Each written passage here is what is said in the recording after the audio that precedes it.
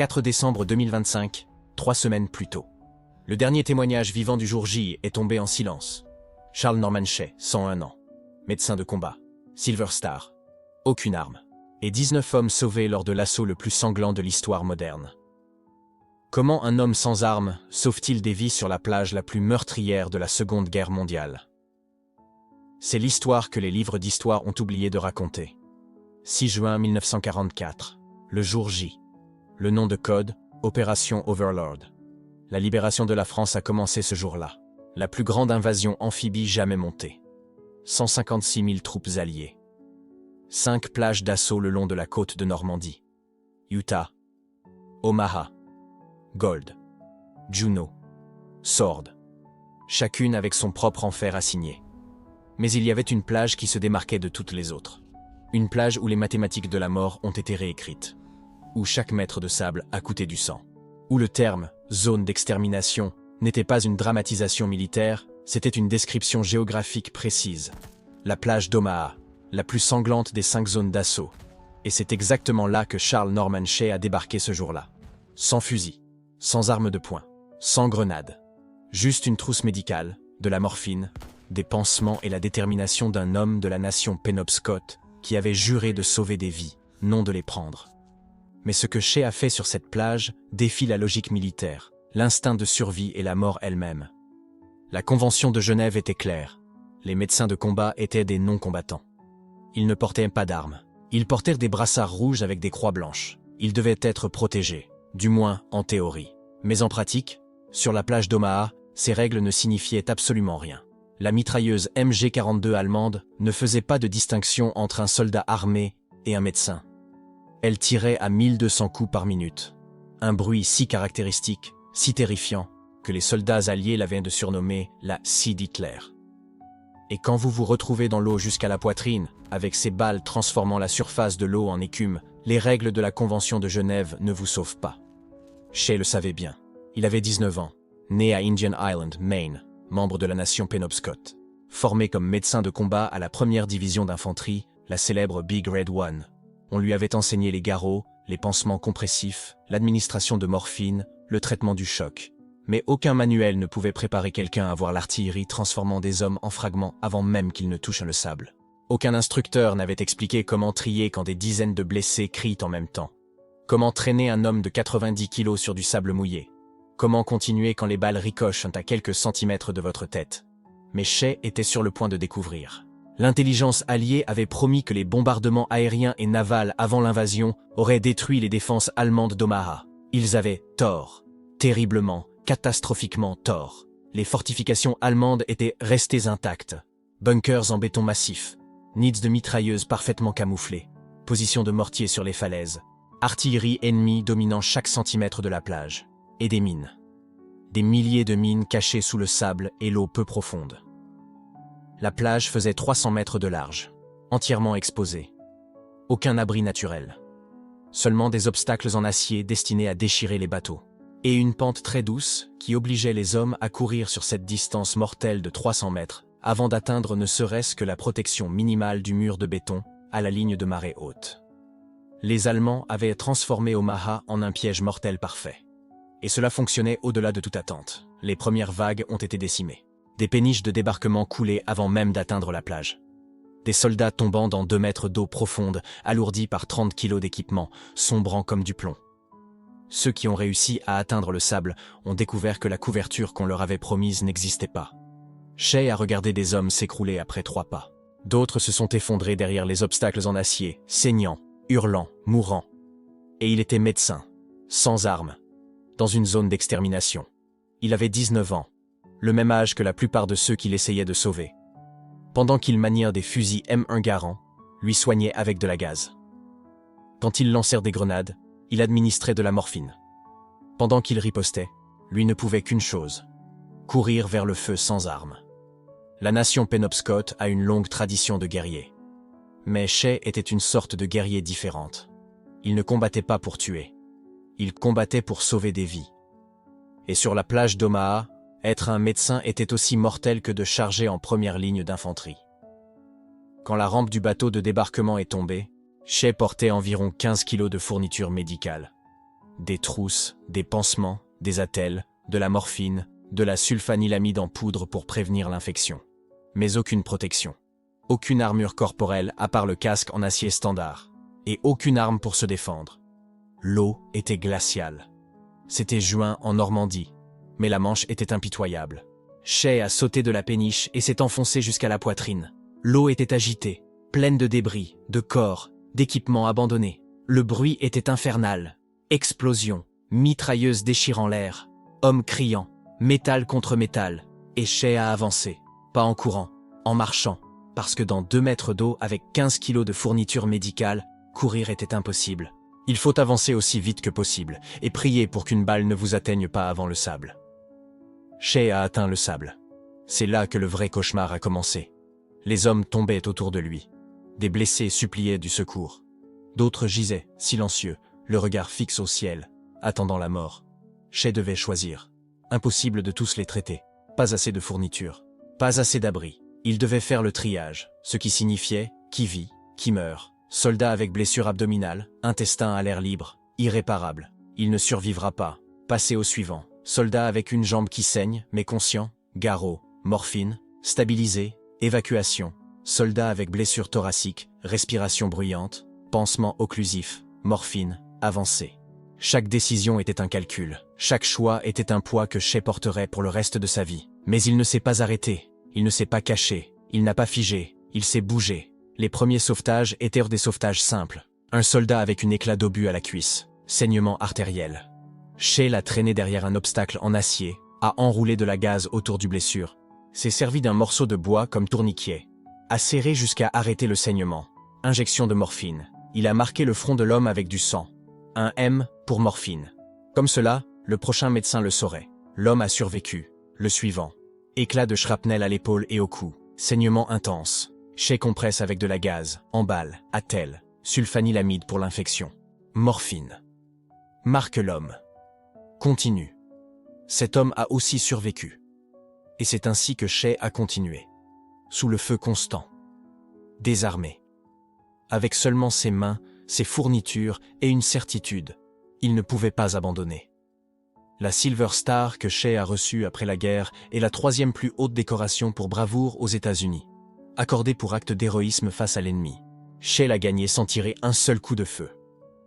Pendant que les soldats autour de lui se battaient ainsi pour progresser, Shay se battait pour les garder vivants. Pour qu'ils puissent en continuer le combat le jour suivant. Mais comment un médecin peut-il en sauver 19 sans une seule arme? La réponse, c'est ce que Shay a fait ensuite. Des tactiques qu'aucun manuel ne couvre. Des décisions qu'aucun formateur n'approuverait jamais. Des techniques qui auraient dû le tuer. Mais c'est précisément ces décisions qui ont sauvé 19 vies. Regardons le premier sauvetage.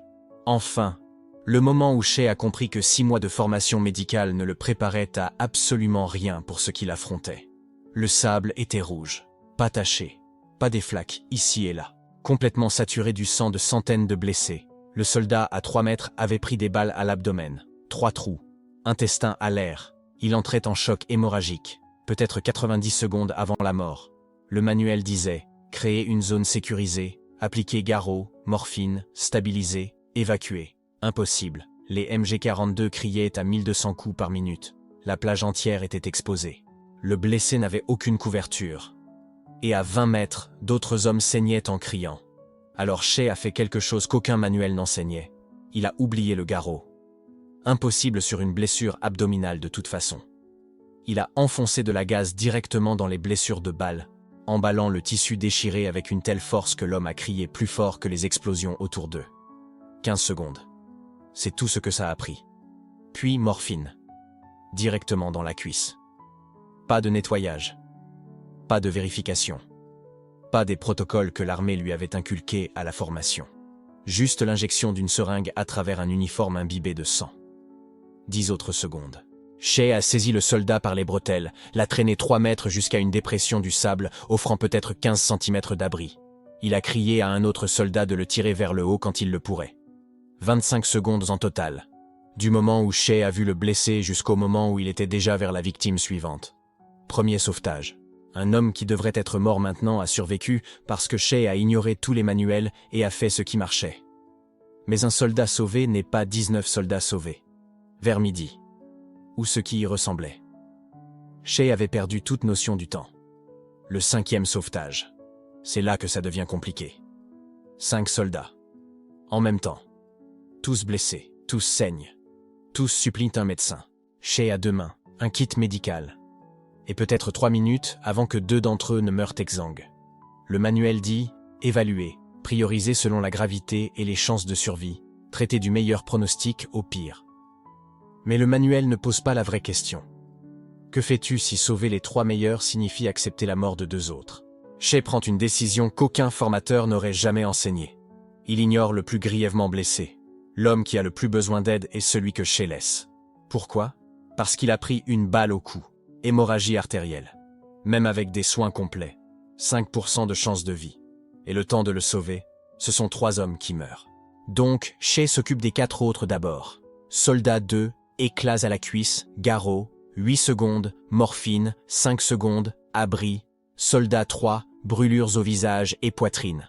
Shay bande les yeux pour qu'il ne voit pas son propre état. Pas de panique, pas de choc psychologique, 15 secondes. Soldat 4, blessure abdominale, gaz, morphine, traîné vers l'abri. 25 secondes. Soldat 5, blessure au bras. Non mortelle, mais grave. Garrot. 6 secondes. Pas de morphine. Shay est à court. Crier, garde le bras levé. 90 secondes. Temps total. Alors Shay retourne vers le soldat qui a pris une balle au cou. L'homme respire à peine. Visage gris, yeux fixes. Peut-être 20 secondes avant qu'il ne soit trop tard. Shay enfonce ses doigts nus directement dans la blessure. Il pince l'artère carotide. Juste ses doigts contre l'artère qui saigne. Ce n'est pas dans aucun manuel. Ce n'est pas dans l'entraînement. C'est de la médecine de champ. Du pur désespoir. Du refus obstiné de laisser mourir un 6e homme. Shay maintient l'artère fermée. Il crie à un soldat d'apporter quelque chose qui peut servir de pince. Ce qu'il obtient. Un morceau de métal tordu d'un obstacle détruit. Shay l'utilise pour maintenir l'artère fermée pendant qu'il compresse la blessure avec la dernière gaz qu'il a.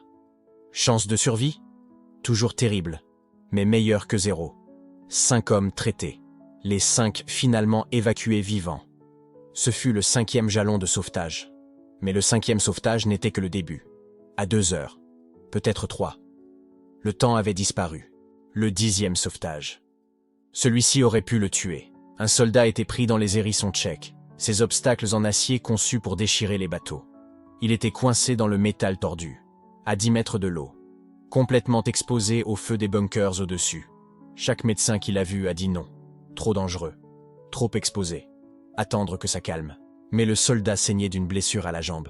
Il avait peut-être 5 minutes. Shay y est allé. Pas d'armes, pas d'abri. Juste son kit et la conviction que si ça n'arrive pas maintenant, cet homme meurt. Il court en zigzag, utilise les corps comme repère, les seuls qui ne bougent pas. Les balles frappent le sable. Son sac se détache. Il le rattrape sans ralentir. 10 mètres, les plus longs de sa vie. Il se jette derrière les hérissons tchèques. Le métal déchire son uniforme. Il se met au travail sur le blessé. Garrot. Pendant que les mitrailleuses ricochent sur le métal autour de sa tête. Le bruit est inhumain. L'homme crie, Shay crie, reste calme, reste conscient, pas de choc. Et puis le plus dur, le ramener. Shay ne peut pas le porter. L'homme pèse 80 kilos et il est coincé dans l'acier. Shay coupe ses habits librement du métal avec un couteau d'un soldat mort à côté d'eux. Puis il traîne le soldat à travers les hérissons tchèques. Force brute. Adrénaline. Terreur. Il s'effondre de l'autre côté dans un cratère rempli d'eau. 10e sauvetage. Un homme que tout le monde aurait laissé mourir. Shay l'a traîné hors de là de toute façon. De 10 à 19, ça continue pareil. Chaque sauvetage, variation du même impossible. Des soldats dans des endroits où ils ne devraient pas être. Blessés de façon qui ne devrait pas être survivable. Et Shay qui fait ce qu'aucun manuel ne couvre. Sauvetage 12. Blessure par éclat aux 2 jambes. Shay travaille allongé au bord de l'eau. Les vagues frappent. L'eau salée contamine chaque blessure. Impossible de le déplacer sans le tuer. Sauvetage. 14. Trauma thoracique d'une explosion. Shay crée un pansement thoracique avec l'emballage plastique de son kit de ration. À court de vrai matériel depuis des heures. Sauvetage 16. Un soldat en choc si grave qu'il combat Shay. Poing serré, coup de pied. Impossible de reconnaître l'aide. Shay le maîtrise physiquement. Garrot d'une main. Puis il parle. calme et constant. Technique apprise de la nation Penobscot. Le cerveau paniqué se calme enfin. Sauvetage, 18. 2 soldats, tous les deux blessés. Tous les deux pris sous le métal tordu d'un obstacle. Shay doit soulever le métal, le tenir sur une épaule, les traîner dehors un par un, puis les traiter simultanément. Il n'y a pas de temps pour faire ça séquentiellement. Chaque sauvetage l'épuisait davantage. Ses fournitures, disparues. Il utilise des morceaux d'uniforme déchirés, des éclisses de bois flottants. Tout ce qui peut servir est réutilisé. Ses mains tremblent, ses oreilles saignent, concussion constante. Il a inhalé tellement de sable et de fumée que chaque respiration sable ses poumons. Mais il continue. Et puis le 19e, le dernier, fin d'après-midi. Le combat se déplace vers l'intérieur, mais la plage reste une zone de mort. Shay a travaillé sans arrêt pendant plus de 8 heures. Au-delà de l'épuisement, au-delà de la peur, fonctionnant sur instinct pur. Refus obstiné de s'arrêter tant qu'il y a des hommes qui saignent. Il voit le dernier soldat, coincé contre la base de la falaise. La zone la plus mortelle de toute la plage. Carrefour de tirs de multiples bunkers. Plus d'hommes tués ici qu'ailleurs. Balles dans le dos, allongé face contre terre. Incapable de bouger. S'enfonçant lentement dans le sable imbibé de sang. Aucun médecin n'est arrivé jusqu'à lui. Aucun médecin n'essaierait. Le feu est trop intense. Shay y va quand même. Il rampe sur son estomac. 20 derniers mètres. Utilise les corps comme couverture. Les cratères. Les débris. Les balles ricochent à centimètres de son visage. Quelque chose arrache sa manche gauche. Il atteint le soldat. Aucune fourniture. Zéro. Pas de gaz, pas de morphine, rien. Il déchire sa propre chemise. L'enveloppe autour de la blessure au dos. Utilise sa ceinture comme garrot improvisé autour du torse pour créer de la pression. Et puis il fait l'impossible. Il traîne le soldat à travers ses 20 mètres de zone de mort. Force brute. Volonté pure. Ses muscles ont dépassé leurs limites depuis longtemps. Ils atteignent la base de la falaise. Shay s'effondre à côté du soldat. Tous deux incapables de bouger. Tous deux couverts de sang. Tous deux vivants. 19e sauvetage. 19 hommes. 8 heures. Pas un seul coup de feu. Pas d'armes pour tirer. Mais survivre était seulement la moitié. Ce qui compte vraiment, c'est ce que ces 19 sauvetages signifiaient. C'est ça qui transforme l'histoire d'un simple médecin en quelque chose de plus grand. C'est une question d'héritage, de mémoire. Et pourquoi documenter ces histoires maintenant, seulement 3 semaines après la mort de Charles Shay, est si critique? 19 hommes. 19 soldats qui sont rentrés chez eux, qui ont embrassé leurs femmes, ont vu leurs enfants grandir, ont vécu des décennies qui auraient dû s'arrêter ce jour-là en juin. Shay a reçu la Silver Star. 3e plus haute distinction américaine pour bravoure au combat. Il l'a gagnée sans un seul coup de feu. Quand Charles Shay est mort le 4 décembre 2025 à 101 ans, nous avons perdu plus qu'un héros. Nous avons perdu l'un des derniers témoins du jour J. Nous avons perdu la mémoire vivante. L'odeur de la poudre, le son réel. Nous approchons du 82e anniversaire du jour J. Bientôt, personne ne pourra raconter ces histoires à la première personne. La responsabilité est nôtre maintenant. Charles Shay a prouvé que l'arme la plus puissante sur un champ de bataille n'est pas toujours un fusil. Parfois, c'est le refus obstiné de laisser la mort gagner. Et vous, sans armes, exposé. Le monde explose autour. Vous couriez vers le feu? Shay l'a fait. 19 fois. Et grâce à lui, l'histoire ne s'est pas terminée sur la plage d'Omaha. Si vous voulez que des histoires comme celle de Charles Shay ne soient jamais oubliées, abonnez-vous. Aidez-nous à préserver la mémoire de la génération qui a sauvé le monde.